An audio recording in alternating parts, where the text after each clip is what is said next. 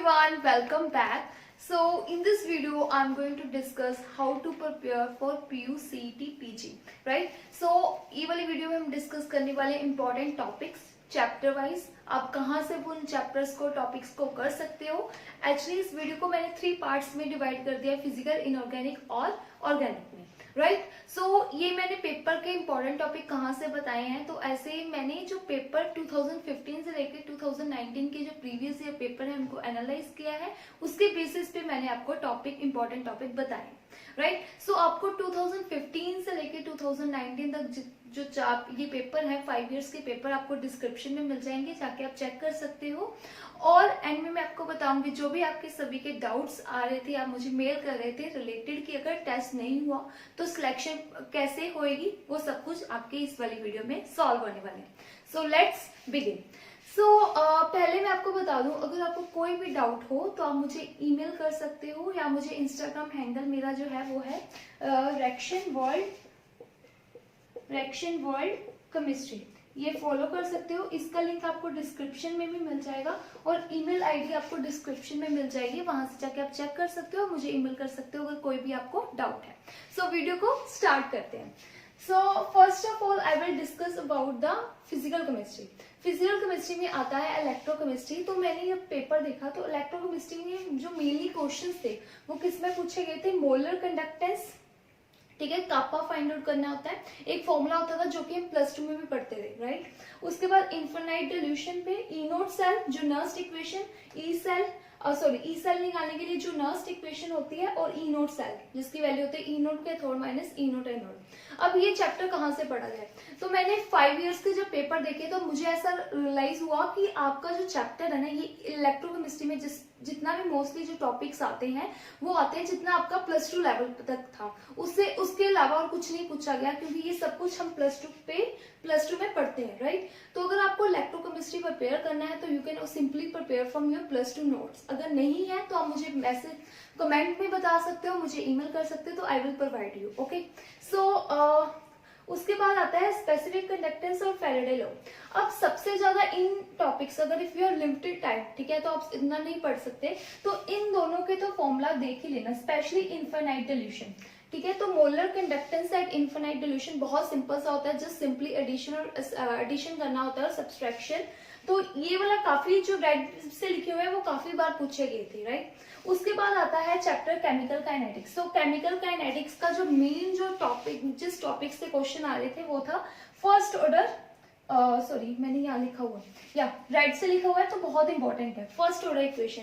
तो एक ही पेपर में आई थिंक 3 to 4 क्वेश्चंस भी पूछे गए थे, राइट। तो फर्स्ट ऑर्डर इक्वेशन, इसकी हाफ लाइफ क्या होती है, जीरो ऑर्डर की क्या होती है हाफ लाइफ, और रेट लॉ एक्सप्रेशन, जिससे हमने रेट लॉ एक्सप्रेशन होता है ना कि कोई भी रेक्टेंट हो गया एल और वाई, इसके एक्स और एम की वैल्यू हमने निकालनी होती है, सिंपल ये वाला। ये सब कुछ भी आपने जो है वो +2 में पढ़ा हुआ है, उसके अलावा कुछ नहीं है, सेम +2 का ही है। तो अगर +2 के नोट्स भी अच्छे से रेफर कर लोगे और थोड़े बहुत क्वेश्चन प्रैक्टिस कर लोगे इन टॉपिक्स पे तो आपका इजीली हो जाएगा, right. So first order equation का ध्यान रखना, ये काफी अच्छा टॉपिक है, आप थोड़े बहुत इनके प्रीवियस ईयर क्वेश्चन सॉल्व कर सकते हो, अलॉन्ग विद जो भी आपने +2 की एनसीईआरटी के बुक में क्वेश्चन होते हैं वो भी आप कर सकते हो, राइट। उसके बाद आता है सॉलिड स्टेट। तो ये मैंने वो चैप्टर्स लिखे हैं जिसपे बहुत जिसके क्वेश्चंस आने की फ्रीक्वेंसी काफी ज्यादा हाई थी, राइट। सो क्रिस्टल सिस्टम, तो क्रिस्टल सिस्टम जिसमें हमने क्यूब में क्या होता है वो वाले क्वेश्चंस पूछे गए थे। क्यूब क्या होता है जिसमें alpha is equal to beta, beta is equal to gamma, यही वाला होता है, और A is equal to B से, ऐसे 7 हमारे पास क्रिस्टल सिस्टम होते हैं। उस पे भी क्वेश्चंस पूछे गए थे, 2 बार ऐसा हुआ है, 2 बार पेपर्स में ये क्वेश्चंस आए हुए हैं। उसके बाद N lambda is equal to 2d sin theta, ये वाली इक्वेशन जो है, और डेंसिटी वाला जो फॉर्मूला है, अगेन वो टाइप ऑफ लैटिस, कौन सा टाइप है, अगर एफसीसी है तो, अगर कॉर्नर्स पे एटम्स है तो फॉर्मूला, जिसमें हम फॉर्मूला ड्राइव करते थे, ये भी +2 की नोटबुक +2 के नोट्स में होगा। अगर आपके पास कोई भी नोट्स नहीं है you can simply mail me, तो मैं आपको प्रोवाइड करूंगी। अगर मुझे ज्यादा लोगों का मेल आता है तो मैं इसी वीडियो की डिस्क्रिप्शन में प्रोवाइड कर दूंगी सभी नोट्स। सरफेस केमिस्ट्री, तो सरफेस केमिस्ट्री भी हमारे +2 की बुक में था, ठीक है, हमने सभी ने किया हुआ है सरफेस केमिस्ट्री, उससे ज्यादा कुछ नहीं पूछा जाता, कोलाइडर्स उसी में कवर हो जाता है, तो वो छोटा सा चैप्टर है, वो आप सारा पढ़ सकते हो अगर आप पढ़ना चाहते हो, ठीक है। तो इसके क्वेश्चंस आते भी हैं, गोल्ड नंबर पे क्वेश्चंस आते हैं, वही सेम जो हमने +2 में कवर किया हुआ है, कुछ भी एक्स्ट्रा नहीं है, जो हमने बीएससी लेवल पे पढ़ा है कुछ एक्स्ट्रा नहीं है, सिर्फ +2 लेवल पे तक के ही क्वेश्चन जो है वो आ रहे थे। उसके बाद ये वाला फॉर्मूला जो कि हम स्पेक्ट्रोस्कोपी में पढ़ते हैं, जिसमें हमने फ्रीक्वेंसी जो कि होती है 1/2 पाई √k/u। सो यहाँ पे u जो होता है वो रिड्यूस मास होता है, k जो फोर्स कांस्टेंट होता है। ये फॉर्मूला काफी इंपॉर्टेंट है, इस फॉर्मूले पे बार बार चेंज करके क्वेश्चन पूछा गया है, कभी फोर्स कांस्टेंट पूछा गया है, कभी फ्रीक्वेंसी पूछा गया है, कभी वेव नंबर पूछा गया है। तो ये वाला फॉर्मूला करना मत भूलना, इस फॉर्मूले को अच्छे से देख लेना कि कौन कौन सा इसमें फोर्स कांस्टेंट की वैल्यू कैसे निकालनी है, फ्रीक्वेंसी की वैल्यू कैसे निकालनी है, वेव नंबर पूछा गया वो कैसे निकालना है। सिंपली ये वाला formula you can see. Okay, उसके बाद पूछा गया है मीन आयनिक एक्टिविटी कोफिशिएंट, ये भी 2 बार रिसेंट ईयर्स में आया हुआ है, तो मुझे लगता है कि पूछ सकते हैं, ठीक है, फ्यूचर में भी। अब उसके बाद आता है पीएच ऑफ द सॉल्यूशन, जो कि हम इक्विलिब्रियम में पढ़ते थे इन R+1, राइट। सो हमने बीएससी में भी पढ़ा हुआ है, लेकिन अगर आपको रिवाइज करना है you can revise from your +1 book, ठीक है। पीएच ऑफ द सॉल्यूशन, ये हर बार ये क्वेश्चन आया हुआ है और ये काफी इंपॉर्टेंट है, तो इसको तो बिल्कुल भी छोड़ के नहीं जाना। बेसिकली क्या था कि अगर हम HCl ले रहे हैं इतने मोलर, उसमें NaOH ले रहे हैं, एंड में पीएच कितनी होगी, ऐसा क्वेश्चन आता है। सो हर बार आया हुआ है, तो काफी इंपॉर्टेंट है, इसको छोड़ के मत जाना। उसके बाद आता है degree of freedom. So degree of freedom पे भी बहुत क्वेश्चन आए हुए हैं। सो डिग्री ऑफ फ्रीडम किसी भी मॉलिक्यूल की हम कैसे निकाल सकते हैं। लेट्स से अगर आपको मीथेन की निकालनी है, तो मैं ये रब कर देती हूँ, हाथ से कर देती हूँ। सो लेट्स से आपको मीथेन की निकालनी है डिग्री ऑफ फ्रीडम। तो डिग्री ऑफ फ्रीडम निकालने का सिंपली फॉर्मूला होता है 3 × नंबर ऑफ एटम्स। तो नंबर ऑफ एटम्स यहाँ पे कितने हैं, 5 × 3, तो 15 आ गई। तो टोटल डिग्री ऑफ फ्रीडम क्या है, 15 है। तो हर एक की जो डिग्री ऑफ फ्रीडम है वो 3 कैटेगरी में डिवाइड होती है, ट्रांसलेशनल, उसके बाद rotational, and third one is vibrational, ठीक है। तो ट्रांसलेशनल होती है 3 होती है, तो 15 में से 3 माइनस होगी। उसके बाद रोटेशनल होती है, अगर तो मॉलिक्यूल लीनियर है तो लीनियर मॉलिक्यूल के केस में रोटेशनल होती है 2, अगर नॉन लीनियर है, आई होप आप लीनियर और नॉन लीनियर का मतलब समझ रहे हो, 3 होती है। तो उसके अकॉर्डिंगली वाइब्रेशनल हो जाती है 3n - 5 in case of linear and 3n - 6 in case of vibration. तो इस टॉपिक को प्लीज छोड़ के मत जाना, सिर्फ 2 और 3 और 4 मिनट्स का टॉपिक है, तो इस पे भी काफी बार रिपीट हुआ गया है क्वेश्चन, और मुझे लगता है कि अगर फ्यूचर में पेपर होता है तो पक्का आएगा, राइट। सो उसके बाद आता है स्पेक्ट्रोस्कोपी। हम बीएससी में थोड़ी सी स्पेक्ट्रोस्कोपी पढ़ते हैं फिजिकल में, है ना।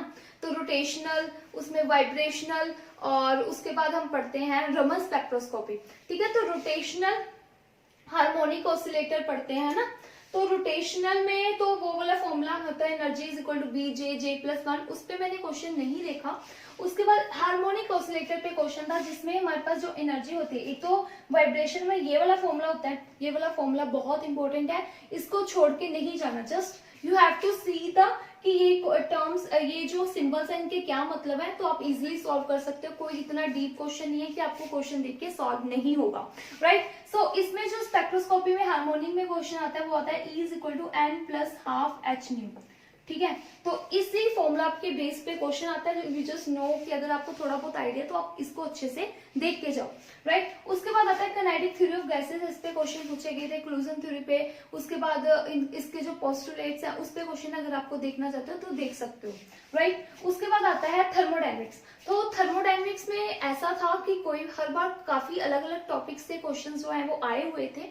तो अगर आपको थर्मोडायनेमिक्स आता है तो ओके करो।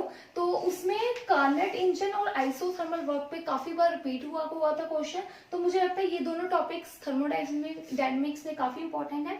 उसके बाद आता है थर्मोडायनेमिक्स में, ओके, सो थर्मोडायनेमिक्स में मैक्सवेल इक्वेशंस होती है ना, मैक्सवेल इक्वेशंस, इस पे ना मैंने वीडियो बनाई हुई है। थर्मोडायनेमिक्स मैंने पूरा कवर किया हुआ है अपनी वीडियो इस चैनल पे। सो वो उतना सारा पढ़ने की नहीं जरूरत, क्योंकि आपको उतना नहीं डीप में पूछा जाता। पर मैंने मैक्सवेल रिलेशन इक्वेशंस पे ना एक वीडियो बनाई है जो कि बहुत इजी है, उसमें मैंने ट्रिक भी बताई है कैसे याद रख सकते हो मैक्सवेल इक्वेशन और मैक्सवेल रिलेशंस। ठीक है, वो दोनों टॉपिक कवर हो जाते हैं, बहुत इजी। अगर आपको थर्मोडायनेमिक्स बिल्कुल भी नहीं आता, अगर आप ये दोनों टॉपिक्स कर देते हो, अगर आप कोई भी और एंट्रेंस देते हो थर्मोडायनेमिक्स से, इस टॉपिक्स पे तो पक्का क्वेश्चन आते हैं। इवन नेट पे भी आते हैं और गेट में भी आते हैं, ठीक है, और IIT जैम में भी आते हैं। ओके, सो नेक्स्ट आता है क्वांटम हिस्ट्री। सो क्वांटम हिस्ट्री तो बहुत से बच्चों ने कवर भी नहीं किया होगा, लेकिन अगर जिन्होंने किया है तो आप 1D बॉक्स कर सकते हो। तो क्वांटम में पहले तो क्वेश्चन नहीं आते थे, लेकिन रिसेंट ईयर्स में उन्होंने क्वेश्चन ऐड किए हुए हैं क्वांटम पे। 1D बॉक्स और ऑपरेटर्स, बस इतना ही पूछा गया, इसके अलावा और कुछ नहीं पूछा गया। ठीक है, उसके बाद आता है हम इनऑर्गेनिक डिस्कस करने से पहले I will discuss spectroscopy. So spectroscopy, organic spectroscopy बहुत सिंपल आती है और हर बार इस पे क्वेश्चन आता है, तो इसको छोड़ के जाने का तो कोई मतलब ही नहीं बनता। ठीक है, तो डेफिनेटली आपको इसको करके जाना है। अगर आपको लगता है कि मुझे बिल्कुल स्पेक्ट्रोस्कोपी नहीं आती, मैंने अपनी लास्ट वाली वीडियो पे जब मैंने 2019 का पेपर सॉल्व करवाया था, तब मैंने आपको एक PDF प्रोवाइड की थी जो कि स्पेक्ट्रोस्कोपी के बेस थी। उस बुक से उस चैप्टर को पढ़ो, बहुत इजीली आप कर पाओगे। अगर फिर भी आप नहीं करना चाहते तो NMR में के तो बहुत सिंपल से सिग्नल ही पूछते हैं, जिसमें आपको इजीली यू कैन टेल कि डिफरेंट सिग्नल्स हैं या नहीं। बट स्टिल अगर आपको नहीं आता, IR में पता क्या पूछते हैं, सिर्फ you have to remember the frequencies. ठीक है, अच्छा CO की क्या फ्रीक्वेंसी है, कार्बोनिल की, एस्टर के केस में OH की क्या फ्रीक्वेंसी है, NH2 की क्या फ्रीक्वेंसी है, तो सिर्फ यही पूछा जाता है। एस्टर की क्या फ्रीक्वेंसी है, तो ये वाले क्वेश्चंस आते हैं। अगर आपको बिल्कुल भी आइडिया नहीं है ना स्पेक्ट्रोस्कोपी का, लेकिन आपको सिर्फ अपने वैल्यूज याद कर ली, you will easily attempt the question. ठीक है, तो ये फ्रीक्वेंसी करके चले जाना, और हर बार क्वेश्चन आया, ये नहीं है एक बार आया या 2 बार, हर बार इस टॉपिक पे क्वेश्चन तो आया ही है। उसके बाद आता है यूवी से ये वाला वुडवर्ड्स रूल, जिसमें आपको फ्रीक्वेंसी लैम्डा वैल्यू निकालनी होती है। तो मैंने जब 2019 का पेपर सॉल्व करवाया था, तब मैंने बताया था तो कैसे इसकी वैल्यूज हम निकाल सकते हैं। और इस जो स्पेक्ट्रोस्कोपी की मैंने PDF उस वीडियो पे दी थी, मैं इस पे भी दे दूंगी, वहां से जाके चेक कर सकते हो। उससे बाहर स्पेक्ट्रोस्कोपी नहीं आएगी, बस उतनी ही आती है। और मास स्पेक्ट्रोस्कोपी बहुत कम आई हुई है, और उस पे भी बहुत इजी टॉपिक है, कुछ डीपली नहीं पूछा गया। ठीक है, अब आता है इनऑर्गेनिक। सो इनऑर्गेनिक में उन्होंने कुछ भी ऐसा ट्रेंड नहीं फॉलो किया है। इन टॉपिक्स का यही है कि हाँ, ये टॉपिक्स को बार बार पूछा गया है। फाइन, सो स्टार्ट करते हैं कोऑर्डिनेशन केमिस्ट्री से। So coordination chemistry is very vast chapter, बहुत बड़ा चैप्टर है। ठीक है, तो इसमें वर्नर्स थ्योरी पे मैंने 1-2 बार क्वेश्चन देखे हैं।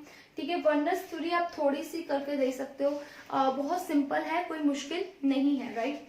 सो it would only take 5 to 10 minutes आपको जस्ट रीड, अगर आपने कोऑर्डिनेशन अपने BSc में पढ़ा हुआ है, राइट। उसके बाद हाँ, ये भी +1 लेवल तक का है, +2 में हमने कोऑर्डिनेशन केमिस्ट्री पढ़ा होता है, उतना ही है, बस कुछ टॉपिक्स हैं जो ऐड हुए हैं जो आपको करने हैं, राइट। उसके बाद आप वहीं से +2 के नोट से ही वर्नर्स थ्योरी पढ़ सकते हो, उसी से BPT पढ़ सकते हो, उसी से CFT पढ़ सकते हो, अगर आपके सिलेबस में थी। जब पहले होती थी ये सिलेबस में कोऑर्डिनेशन केमिस्ट्री के +2 के, अभी पता नहीं है कि नहीं है। CFT crystal field theory, BPT और वर्नर्स थ्योरी, इसका तो आपको आइडिया होना चाहिए, और क्वेश्चंस रिपीट होता है, राइट। उसके बाद आता है इसमें इनवर्स स्पिनर्स और नॉर्मल स्पिनर्स, तो इस पे भी काफी ये इंपॉर्टेंट टॉपिक है। ये वाला इनवर्स स्पिनर्स नेट में भी आता है, गेट पे भी आता है, इनफैक्ट जैम में, ये सभी में आता है, तो ये काफी इंपॉर्टेंट है, इनवर्स स्पिनर्स और नॉर्मल स्पिनर्स। उसके बाद ये मैग्नेटिक मूवमेंट, तो इसमें मैंने 2 स्टार्स बनाए हुए हैं। सो मैग्नेटिक मूवमेंट तो हर बार आया है, मैग्नेटिक, जिसमें हमने सिर्फ स्पिन ओनली मैग्नेटिक मूवमेंट निकालनी होती थी, जिसका सिंपल ये वाला फॉर्मूला है, mu spin is equal to n+2, ये वाला फॉर्मूला है। ठीक है, इस फॉर्मूले के बेस पे जो है वो क्वेश्चंस जो है वो काफी बार आए हुए हैं। ठीक है, तो इसको आप इग्नोर नहीं कर सकते। ठीक है, आई होप मैंने सही लिखा है formula, spin mu spin, right. उसके बाद ये वाला टॉपिक टर्म सिंबल भी हर बार आया हुआ है। ये भी काफी इंपॉर्टेंट है, इसको छोड़ के जाने का कोई मतलब नहीं बनता। सो टर्म सिंबल आपको डेफिनेटली करके जाना है। अगर आपने नहीं किया हुआ तो आप मुझे कमेंट बॉक्स पे बता सकते हो, तो मैं इस पे वीडियो बना दूंगी। ओके, सो अब आता है जॉन टेलर डिस्टॉर्शन। इस पे एक बार क्वेश्चन आया है, अगर आपको आता है तो आप कर सकते हो, अगर नहीं आता तो you can also leave this topic. उसके बाद आता है आइसोमेरिज्म, ठीक है, इसमें स्ट्रक्चरल आइसोमेरिज्म होता है, ज्योमेट्रिकल, तो you can just simply see it. Structural isomerism और ज्योमेट्री ये तो हमने +2 में भी पढ़ा है, कोऑर्डिनेशन यूनिवर्सिटी में, वहां से भी आप देख सकते हो, राइट। उसके बाद आता है ऑर्गेनोमेटालिक केमिस्ट्री, तो ये काफी इंपॉर्टेंट है, पर इस पे इतने क्वेश्चन नहीं आए हुए क्योंकि मोस्टली बहुत से कॉलेजेस में ये अभी तक कवर नहीं हुआ होता बीएससी तक, राइट। पर अगर आपको ऑर्गेनोमेटालिक के हर बार जो क्वेश्चन आते हैं वो है हाउ MM बॉन्ड। जैसे आपको Fe2CO9 है, इसमें कितने MM बॉन्ड्स है, मतलब आयरन के बीच में और आयरन के बीच में आपस में कितने बॉन्ड्स हैं, ठीक है। तो इसका फॉर्मूला होता है, you can simply check this formula कि how to find MM bond in organometallic compounds, right. So 18 electron rule आप कर सकते हो, EN रूल कर सकते हो। और इस पे क्वेश्चन पूछा था कार्बोनिल फ्रिक्वेंसी, जैसे निकल CO4 बनता है, सो कार्बोनिल की क्या फ्रिक्वेंसी रहती है, तो ये भी आप टॉपिक देख सकते हो, ये इंपॉर्टेंट है। पर इसमें अगर आपको नहीं करवाया हुआ है chapter, you want to still do कि हाँ चलो कुछ ना कुछ आए, तो आप ये वाला देख सकते हो MM बॉन्ड का, जो कि हर साल ये क्वेश्चन जो है वो रिपीट हुआ है, राइट। सो क्वेश्चन रिपीट नहीं होता, मतलब ये वाला टॉपिक से कंसेप्ट से क्वेश्चन आया हुआ है। तो नेक्स्ट आता है विसेपर थ्योरी, ठीक है, valence shell electron pair repulsion theory, ऐसे फुल फॉर्म होती है इसकी। तो जिसमें सिंपली आपको शेप्स बतानी होती है, like for example let's say CH4 की क्या शेप रहेगी, है ना। उसके बाद SF6 की क्या शेप रहेगी। ये थ्योरी होती है ना, जिसमें हमने शेप्स बताते हैं, स्ट्रक्चर बताते हैं, क्या सा स्ट्रक्चर होगा, ये टेट्राहेड्रल होगा, ये कौन सा होगा, सल्फर 6, ये ऑक्टाहेड्रल होएगा, है ना। तो ये वाला थ्योरी, अगर आपको इस पे शेप्स वगैरह निकालनी नहीं आती, ये इतनी इंपॉर्टेंट है ना, ये नेट पे भी आता है।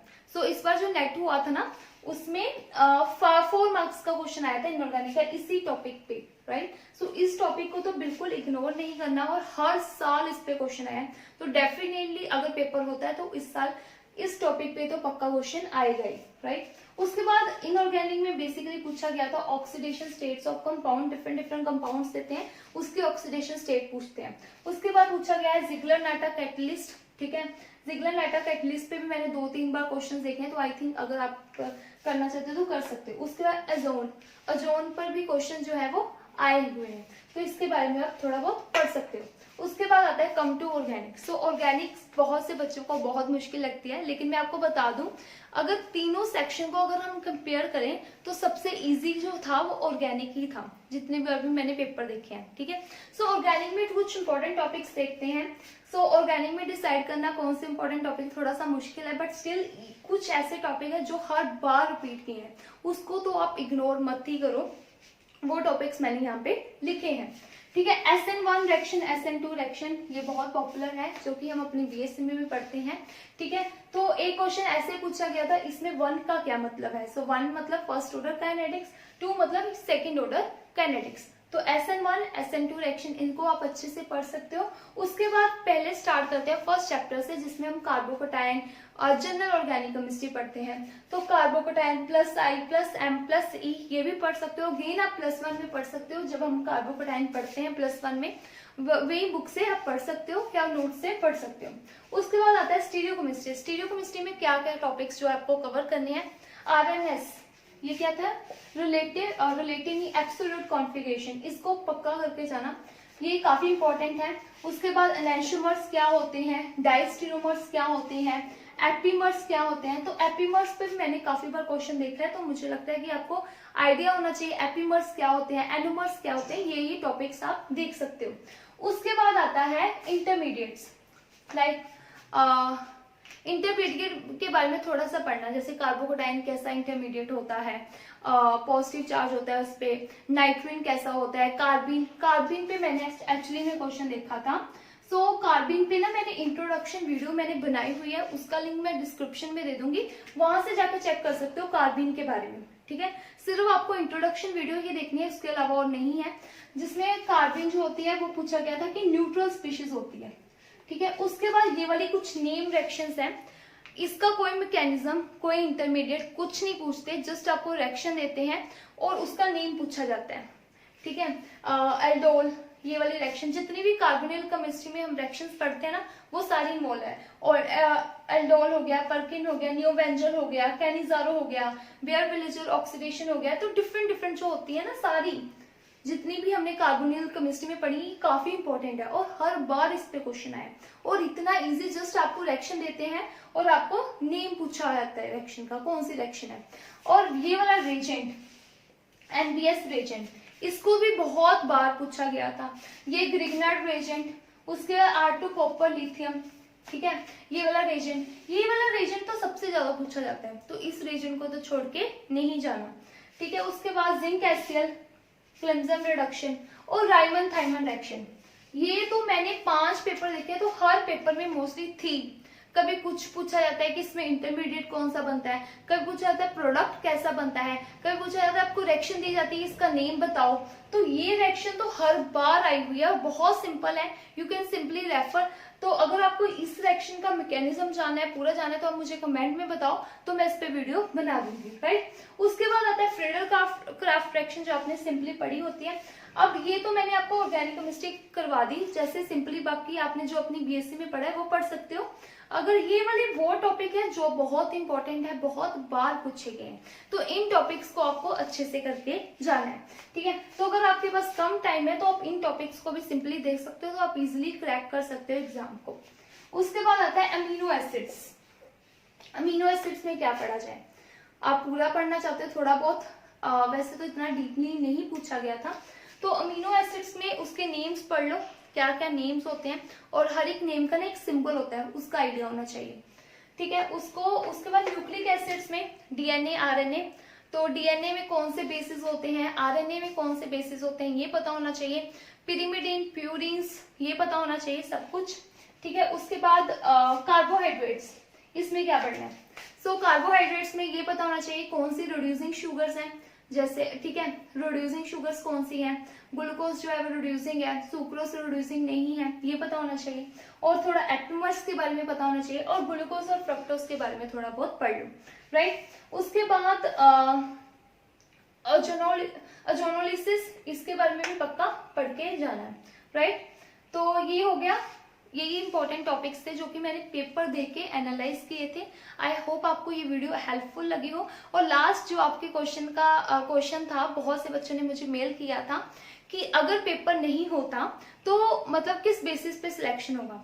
अगर आपका पेपर नहीं होता तो आपके यहाँ पे मैं लिखती हूँ, सो आपके 10th के मार्क्स इंक्लूड होंगे, +2 के मार्क्स इंक्लूड होंगे, BSc के मार्क्स इंक्लूड होंगे, अलॉन्ग विथ अगर आपके पास BSc ऑनर्स थी उसके मार्क्स इंक्लूड होंगे, अगर आपने किसी भी एनजीओ में कभी कोई काम किया उसके मार्क्स थोड़े बहुत इंक्लूड करते हैं। हर एक की अलग अलग वेटेज रखी हुई थी, ठीक है। उसके बाद जो टेस्ट की फीस है उसका क्या होता है ना, इतनी ज्यादा फीस है तो उसका क्या करते हैं, सो टेस्ट की फीस का ऐसे है, जो भी आपकी आगे एडमिशन की फीस लगेगी, जो भी आपकी सेमेस्टर की फीस, ट्यूशन फीस होगी, उसमें कंपनसेट कर दिया जाएगा।